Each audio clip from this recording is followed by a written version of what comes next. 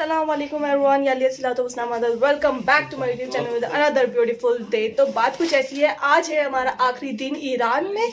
कल हमारी फ़्लाइट है हम लोगों की शाम की, तो बस सुबह हम लोग यहाँ से चेकआउट कर जाएंगे। सुबह की ईरान की ज़ियारत करते हुए फिर हम एयरपोर्ट जाएंगे। तो अभी तो फ़िलहाल हम लोग जा रहे हैं अतराफ़ की ज़ियारत के लिए। ईरान यहाँ पे 3-4 मुकामात हैं, तो उनकी ज़ियारत करेंगे और मस्जिद जमकरान में इंशाल्लाह मगरिब इशा पढ़ेंगे और फिर चलते हैं। बस लेट हो रहा है, चलें। चलो भाई अली निकलो।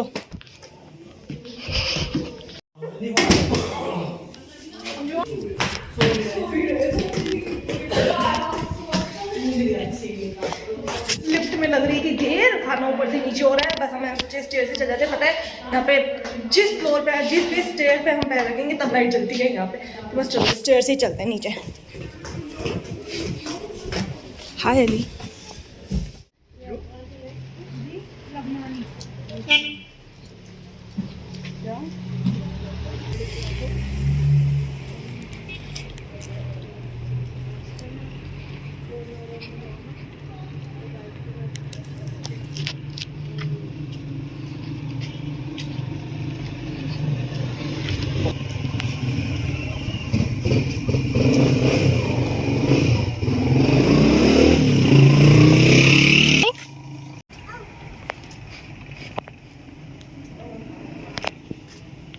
बस खड़ी है थोड़ी दूर, तो बस पैदल पैदल जाना पड़ रहा है। रोड पे खड़ी है।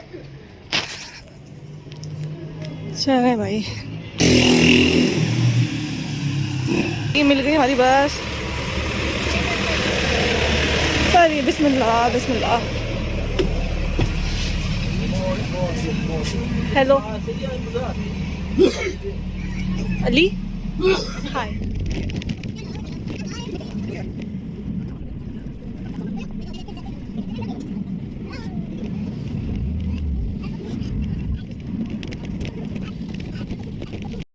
तो अब मैं पहुंच चुकी हूँ जहाँ पर बीबी मासूमा कुम आकर ठहरी थी।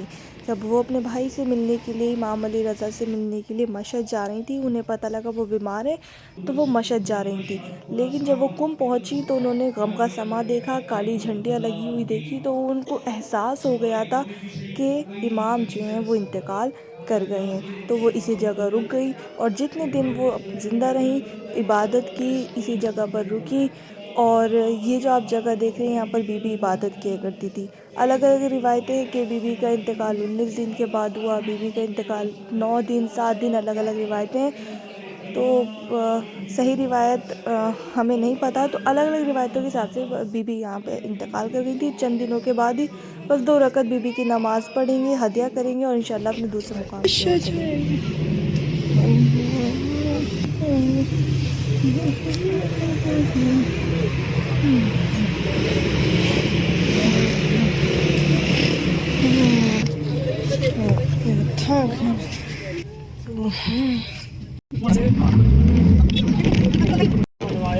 बनवाने के बाद आप जब यहाँ से ये रहना शुरू गए तो उनके खानवादे वाले यहाँ पे लिखा हुआ है कि लख्तरान की तोज़ी आपकी खिदमत में जिक्र है। 6 लख्तरान है कौन?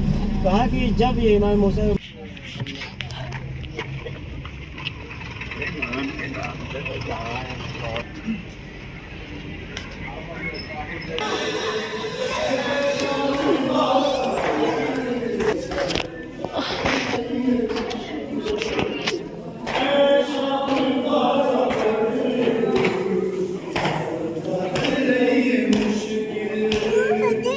किसका रोज़ा है?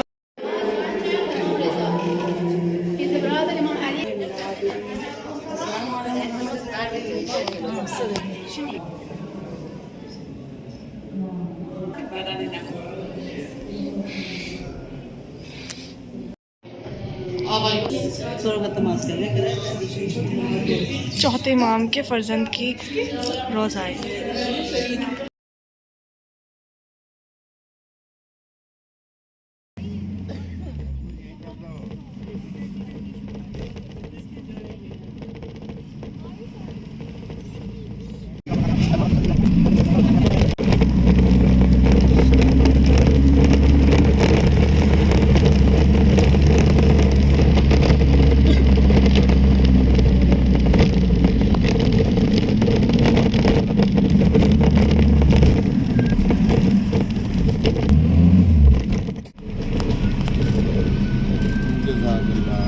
محمد وعجل فرجهم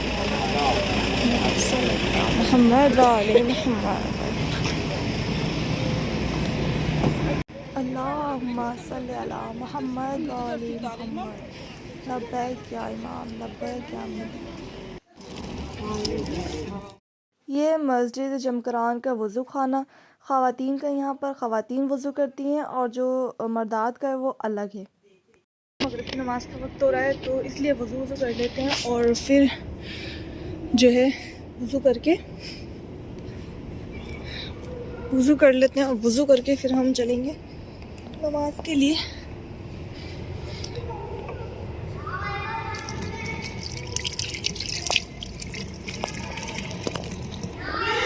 چلیے جی بسم اللہ، وضو ہم نے کر لیا ہے، اب بس چلتے ہیں، مغربی نماز کا وقت نکلے جا رہا ہے، چلتے ہیں۔ بہت تیز ٹھنڈا پانی ہے۔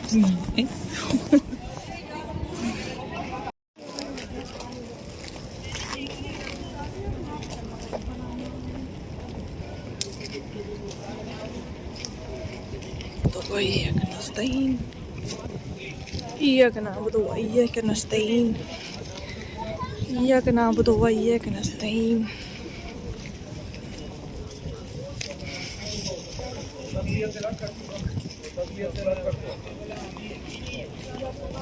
جب مسجد جمکران میں جب داخل ہوں تو لگاتار ایاک نعبد و ایاک نستعین ایاک نعبد و ایاک نستعین پڑھتے رہنا چاہیے۔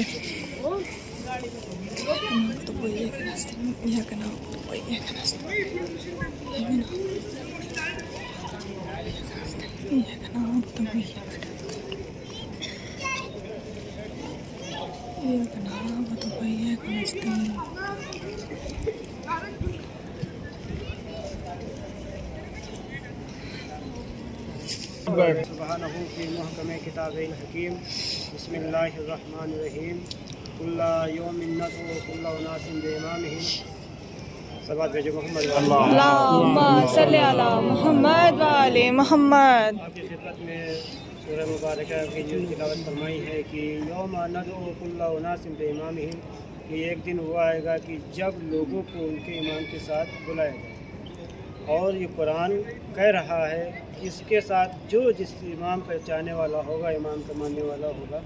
امام کی بھی دو قسمیں ہوتی ہیں، امام ایک گمراہ کرنے والا بھی امام ہوتا ہے اور جو سیدھے راستے پہ لے جانے والا بھی امام ہوتا ہے۔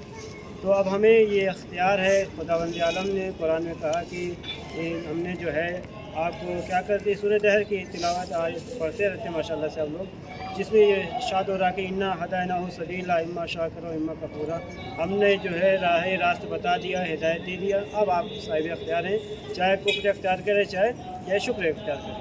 تو خداوند عالم نے ہمیں طریقہ بتایا اور الحمدللہ اب اس کے ماننے والے ہیں کہ جو ہمارا ہادی ہے، ہمارا رہبر ہے، اور اس کو ہم اس طریقے سے مانتے ہیں کہ جو ماننے کا حق ہے، چونکہ ہمارے نبی کریم حضرت محمد مصطفیٰ صلی اللہ علیہ وآلہ اللہم صلی علی محمد وآل ہے محمد۔ کہ جو شخص مر جائے مماتا ولم یعرف فقد ماتا میتۃ جاہلیہ، جو شخص مر جائے اور اپنے زمانے کے امام کو نہ پہچانے اس کی موت ہے جہالت کی موت۔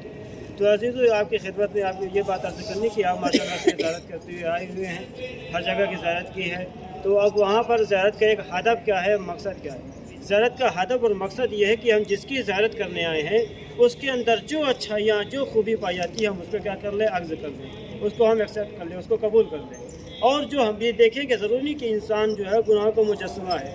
تو اب جو ہمارے اندر کثافتیں ہیں، جو ہمارے اندر بغض ہے، جو ہمارے اندر حسد ہے، جو ہمارے اندر کینہ ہے، اس کو کیا کریں، ہم ان کے طفیل میں، جب ان کے سائے میں آ گئے، ظاہر سی بات ہے کہ ایک مثال ہے کہ آپ جب صحبت اختیار کریں، جب کسی کے ساتھ بیٹھے تو ایسے کے ساتھ بیٹھے کہ کہتے ہیں کہ سونے یا سونار کے صحبت جو ہے اس بادام کے ساتھ جو پھل بیچتا ہے اس کے ساتھ کہیں گنا اچھا ہے۔ کیوں؟ کہا کہ سونار کا جو ہوتا ہے، کیا نام ہے، برادہ ہوتا ہے، وہ اس اخروٹ سے بھی اور اس بادام کے چھلکے سے بھی کہیں زیادہ اچھا ہوتا ہے۔ تو اب اسی بنا پہ اگر ہمیں صحبت کرنی ہے تو یعنی ایسے شخص کی صحبت میں ہم آئے ہیں کہ جو سونے سے بھی کہیں زیادہ کھرا ہے، کہیں زیادہ بلند ہے، تو جب اس سے زیادہ بلند ہے تو اب ان کے اندر جو صفاتیں پائی جاتی ہیں ہم ان سے دعا کریں۔ چونکہ یہ بھی ہے روایت میں کہ اگر ہمارے جو اب اپنی چیز چھوٹی سی چیز بتائیں آپ کی خدمت میں، اگر ہم ہر انسان جو اس دنیا سے جاتا ہے وہ مومن ہے، جب وہ جاتا ہے تو وہ حد ہے روایت میں کہ 30 نفر کا شفاعت کرنے کا یہ حق رکھتا ہے، یعنی کہ جو انسان اس دنیا سے جاتا ہے تو وہ 30 لوگوں کی شفاعت کرنے کا حق رکھتا ہے، یہ روایت میں ہے، یہ معتبر ہے۔ اب اگر جو ائمہ امام ہو، جو امیر المومنین ہو، جو ایسی شخصیت ہوں کہ جو خداوند عالم نے ان کی وہ اختیار دی کہ وہ ما تشاءون الا ان یشاء اللہ، یہ وہ چاہتے نہیں کہ جو خدا نہ چاہے، یعنی کہ وہ وہی چاہتے ہیں کہ جو خدا چاہتا ہے۔ تو اب جب ہم ان کی شخصیت سے ان کے در پر ہم آئے ہیں تو ان کے اندر جو چیزیں ہیں، جو اچھائیاں ہیں، ہم ان سے دعا کریں کہ پروردگار عالم ان کے طفیل میں جو اچھائیاں ان کے اندر پائی جاتی وہ ہمارے اندر سمو دے، ہمیں عرض کر دے، ہمیں دے دے، اور ہمارے اندر جو برائیاں، چونکہ زیارت کا اصل و ہدف، اصل و مقصد یہی ہے کہ جو اچھائیاں ان سے وہ ہم قبول کر لیں اور جو برائی ہمارے اندر اس کو نکال دیں۔ یہ رہی بات معرفت کے حوالے سے کہ اور چونکہ آپ نے فاطمہ معصومہ کو ان کی زیارت کی ہے تو وہاں پہ یہ فرمایا ہے کہ جو شخص 8ویں امام علی رضا علیہ السلام اور امام محمد تقی علیہ السلام نے یہ ارشاد فرمایا، جو شخص زیارت کرے ان کی فاطمہ معصومہ کی، کہاں پر قم میں وجبت لہ الجنہ، تو اس کے لیے جنت واجب ہو جاتی ہے۔ تو اب جنت واجب ہونا معیار نہیں ہے، جنت میں بھی درجات ہیں۔ دیکھیے جنت جو ہے، مثال طور پر ایک چھوٹی سی بات آپ کی خدمت میں عرض کریں، جنت میں درجات ہیں۔ سب سے قریب اور اچھا درجہ وہ ہے کہ جہاں معصومین سیم ٹو سیم ہو، یعنی آمنے سامنے ہو، جہاں معصومین آمنے سامنے ہو وہ جنت لائق تعریف ہے، وہ جنت ہمارے لیے سکون ہے۔ چونکہ ہم یہاں دنیا میں رہتے ہیں، ہم دنیا میں لاکھ عیش و آرام سے رہیں، عشرت رہیں، لیکن ہمارا دل تبھی مطمئن ہوتا ہے جب ان کی ہم زیارت کرتے ہیں، معصومین کی زیارت کیوں آتے ہیں۔ تو اب اگر ہم جنت میں مکان چاہتے ہیں کہ کیسا مقام ہو، کا ایسا مقام ہو کہ جہاں پر معصومین کا آنا جانا روز ہو، یعنی کہ ایک دن نہ ہو، ہفتے میں نہ ہو، سال بھر میں نہ ہو، بلکہ جب مومن اپنے کو ان سے متصل کرے گا، جب ان سے متصل کرے گا تو خداوند عالم ان کے جو صفات حسنہ ہیں وہ مومن کے دل میں القا کر دے گا۔ جب القا کر دے گا تو وہ مومن اب یہاں سے جو پلٹ کے جائے گا تو اس طریقے سے ہے کہ گویا اس نے کوئی گناہ انجام ہی نہیں دیا۔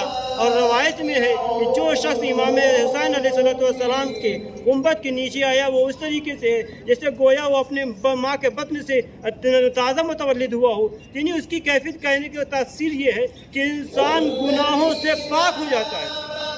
تو اب یہاں سے جب جائے تو کوئی ایسے گناہ انجام نہ دے۔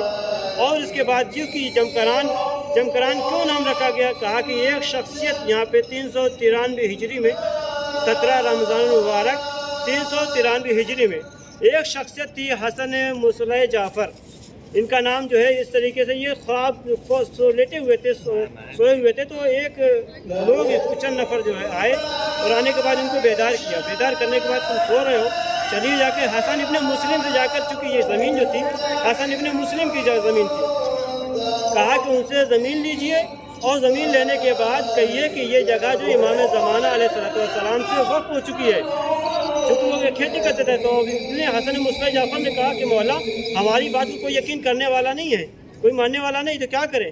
کہا کہ جب تمہاری بات کا یقین نہیں چاہا، تم مجھ پہ بھروسہ رکھو، تم جاؤ تو پہلے۔ وہاں پہ وہ آئے اور آنے کے بعد کہا کہ یہ زمین جو ہے امام نے ہم سے کہا ہے کہ یہ زمین جو ہے ہمارے لیے وقف ہو چکی ہے۔ اب یہاں پر یہ وجہ، ایک روایت یہ بھی ہے کہ لوگ کہتے ہیں کہ یہاں پہ وہ زمین ہے کہ جب امام ظہور فرمائیں گے تو یہیں پہ حکومت کریں گے۔ اول حکومت کہاں؟ کوفے ہے۔ پہلے جب آئیں گے کہاں پر؟ مکے میں، اور آ کے کہیں گے یا اہل عالم، پوری اس طریقے جو کافی بیان ہوتی ہے، اس کے بعد کوفے میں حکومت کریں گے، کوفے کے بعد یہاں پر آئیں گے، یہاں سے جو 313 اور جتنے بھی مومنین دنیا میں جسی کونے میں ہیں وہ 313 تو سردار ہوں گے، لیکن اس کے تحت جتنے نفر ہوں گے، لاکھوں کروڑوں، جو بھی رمق برابر بھی اگر ان سے محبت رکھنے والا ہوگا، ایک قدم بھی اگر آگے بڑھائے گا تو ان کے ساتھ شمار ہوگا۔ بشرط یہ ہے کہ آپ کس طریقے سے شمار ہوتے ہیں، کس طریقے سے آتے ہیں۔ وہ شایعات و بایات و تعبات، یعنی اپنے سوچ کے اعتبار سے، اپنے زبان کے اعتبار سے، اپنے افعال کے اعتبار سے کس طریقے سے ہم سامنے آتے ہیں۔ یہ طولانی گفتگو نہ ہو جائے، یہ بحث انہوں نے یہ زمین کو لیا اور یہاں پر اس مسجد کو کیا مسجد جمکران سے نشابہ دیا گیا۔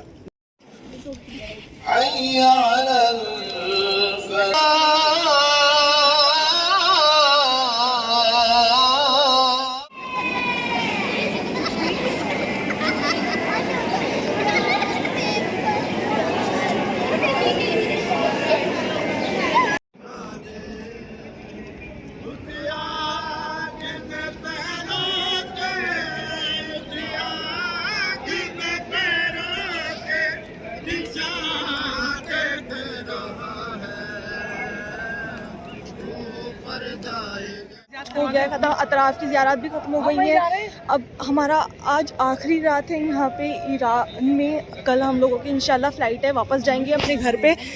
تو فی الحال چلتے ہیں, تھوڑا وقت کم ہے. زیارات یہاں پہ اتنی زیادہ ہیں کہ مطلب ہم لوگ تو زائرین ہیں تو کم زیارات کر پاتے ہیں. جو مختصر سی زیارات ہوتی ہے جو ہم زائرین کر پاتے ہیں.